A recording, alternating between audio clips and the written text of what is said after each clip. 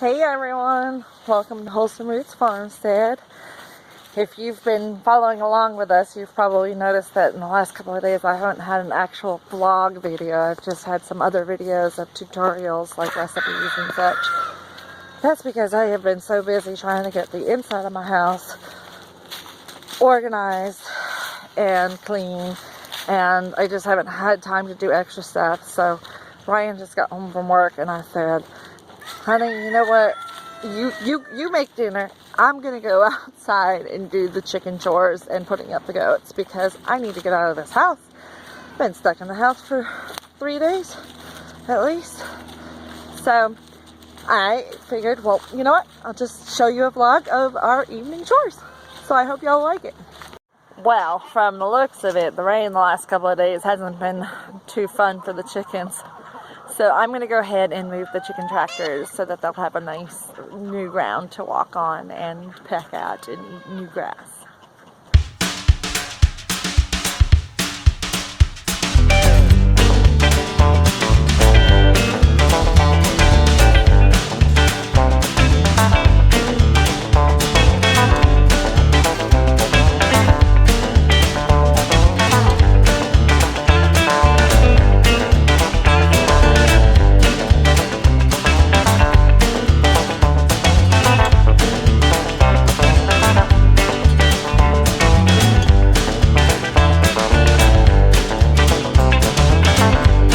So everybody's getting their non-GMO feed.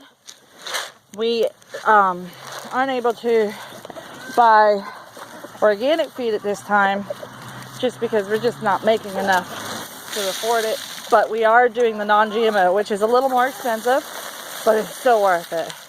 We have tried to maintain a non-GMO diet for quite some time now. So it is in our best interest and that of our customers to give our animals a non-GMO soy and corn-free food. It's got all the nutrition that these animals need and none of the harmful, yucky byproducts of GMO. So that makes us happy and it makes the chickens happy too. Now I'm going to see if we have any eggs. When I was moving the tractor, I did see a couple that came out. And our olive eggers actually use the nest box. They pulled out some of that wool, but they laid their eggs in there today, so that's good. And the Rhode Island red tractor with a moron rooster actually used their nest box as well, even though they had 2 that were in the mud on the ground underneath the tractor when I moved it. So that means 4 of these girls are laying. That's awesome. I'm excited. We are moving up in our egg production. Notice I said that I think it's Americana. Rescue Squad didn't come to us as chicks. They were older chickens that needed to be rehomed. So we got them and cleaned them up and gave them baths and covered them with diatomaceous earth because they were covered with mites or lice. And we have improved their health and quality of their life quite a bit, so they're really happy and they give us a lot of eggs now. So this is making me super excited because these are our new babies, and we have what's left of the Easter eggers and what's left of the Rhode Island reds in this tractor, and the Easter eggers have begun laying. Now this may look huge to you, and it is pretty big. I don't know if you can tell, but I got one yesterday or the day before that was itty bitty pullet egg. If you're not familiar with a pullet egg, this is kind of large. This might be a double yolker, so she must have held on to it for 2 days. So this is average egg size, and then these little ones are pullet eggs. When a chicken first start laying eggs, they're usually much smaller than the full-size egg. And that is all of the eggs for today. So as Ryan fixes dinner in the kitchen and I gather eggs and feed the chickens and the sun begins to set over the pond, you hear those spring peepers? It has been unseasonably warm in Georgia. We have been so blessed, I guess you could say. It's kind of weird though. I wonder how the insects are going to be this year because of such a hot winter. But I just wanted to show you this. This is my view from the chicken tractors. And that's our barn. And those lovely ladies are just waiting. For those of you that didn't know, goats are super smart. They know what's next. They know that every night Daddy comes out here, or Mommy sometimes, and feeds the chickens and gets the chickens' waters refilled if needed, collects the eggs, and then comes down to the barn and lets them in for their dinner and their bedtime. And you see them just lined up, ready to come in. They come in so fast. I'll show you in a minute if the light's still okay. We use alfalfa hay in our stall with all the girls. Sorry.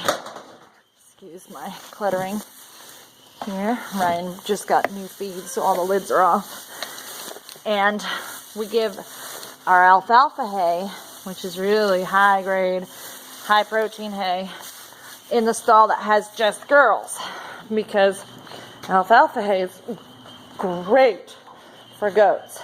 But if males get too much alfalfa in their diet, it's too rich of a food for them, and they'll end up with urinary calcium. For the stall that has the boys in it, we use Bermuda. So they get plenty of that. I give them a little more than they probably need, but hay isn't something that you can't really overfeed. From what I know about goats, they will eat as much as they need. And for their grain, we use the non-GMO food as well. Oh, why not? Some black oil sunflower seeds left in the bottom of the bag. I know my babies will love that. In the morning, they all get black oil sunflower seeds. And it's not a high ratio. It's just a little. And it helps keep their coats shiny. It's important to remember with goats that every goat owner has a different opinion on what they should eat, how they should be wormed, if they should be disbudded. You're going to get different answers everywhere. I personally have been told that I don't need to feed my goats at night as well as in the morning. I have also been told that you don't need to feed goats that aren't in milk any grain. I have also been told I overfeed my goats. But then again, I've also been told that my goats look great and that my goats have a healthy, shiny coat and they have no worm issues. So I see what works from my herd, and that's probably a little bit spoiled compared to other people's opinions, but I feel like it really works for us, and the investment into my animals is so worth it because I'm seeing great results from them, and that's what I love. So I will continue giving them some all stock in the evening. It's not a lot. I give them, I mean, for 13 goats, that was, you know, that's going to be divided up amongst all of them. And we have some that have babies in their bellies, and you know, mamas want to eat, so we're going to feed them. So just to say, do what you feel is best. Do your research, know what's the pros and cons of each way, and then make your own best decision for your herd and your family.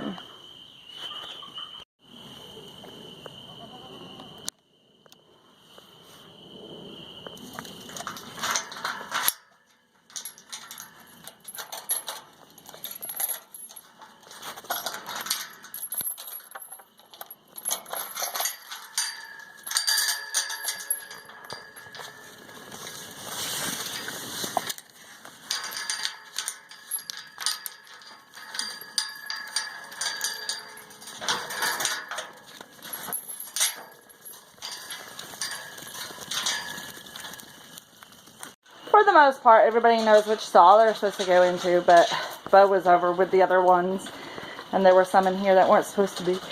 So I just grabbed them by the collar, shoved them to the door, and they went to the right stall. Kitty here is supposed to have babies any day now, so her udder is filling up a little bit. This is Chaos. Chaos is terrified of everybody. I'm just starting to get to the point where I can pet her a little bit when she's eating. Peanut is supposed to be the same along. See, I'm checking the ligaments. I'm also checking the udder and seeing how full it is, because those are signs of going into labor, but her udder's just got a tiny bit filled. And then in this stall, everybody is trying to eat out of the same pan. Silly girls. I'm gonna check. Ooh. No, they're still there. This is Rocky, and she has given me false labor already, so I'm really watching her. Her udder is actually feeling much more. You see that? Now, she's a tiny goat, so she's got a pretty tiny udder, but that's filling up.